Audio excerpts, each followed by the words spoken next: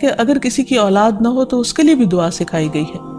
اور وہ دعا ابراہیم علیہ السلام کی دعا ہے جس میں وہ کہتے ہیں رب ہب لی من الصالحین، اے میرے رب مجھے نیک اولاد عطا فرما، صالح لوگوں میں سے عطا فرما۔ فبشرناہ بغلام حلیم، تو ہم نے اسے ایک بردبار بیٹے کی بشارت دی، یعنی اللہ سبحانہ وتعالیٰ نے ان کی دعا سن لی، اور یہ دعا بہت عرصے کے بعد سنی گئی تھی لیکن بہرحال سن لی گئی۔ ابراہیم علیہ السلام اللہ کے دوست تھے اور مستجاب الدعوات تھے، ان کی دعائیں قبول ہوتی تھی۔ یہاں یہ بات بھی پتہ چلتی ہے کہ دعا کی قبولیت کا مطلب یہ نہیں کہ جس وقت انسان منہ سے کوئی بات نکالے اسی وقت پوری ہو جائے، اس کی پورے ہونے میں بعض اوقات کئی سال گزر سکتے ہیں، جیسے ہم دیکھتے ہیں یوسف علیہ السلام کے واقعے میں، ابراہیم علیہ السلام اور دیگر پیغمبروں کے سلسلے میں۔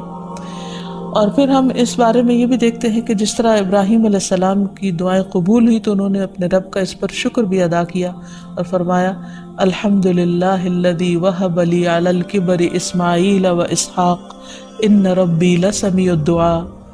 کہ اللہ کا شکر ہے جس نے مجھے بڑھاپے میں اسماعیل اور اسحاق جیسی اولاد دی، بلا شبہ میرا پروردگار دعائیں سننے والا ہے۔ اس لیے اولاد کی طرف سے کبھی بھی مایوس نہیں ہونا چاہیے،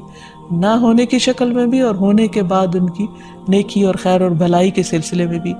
اور اس میں ہم دیکھتے ہیں کہ زکریا علیہ السلام کی بھی اولاد نہیں تھی تو وہ بھی بڑھاپے تک مایوس نہیں ہوئے اور دعا مانگتے رہے، اور اس سلسلے میں آتا ہے کہ وہ جب دعا مانگتے تو کہتے رب ہب لی من لدنک ذریۃ طیبہ انک سمیع الدعاء، کہ اے میرے پروردگار مجھے اپنے پاس سے نیک اور پاکیزہ سیرت اولاد عطا فرما، تو ہی دعا کا سننے والا ہے۔ یعنی پیغمبر ہمیشہ صرف اولاد کی دعا نہیں کرتے بلکہ نیک اولاد کی دعا کرتے ہیں۔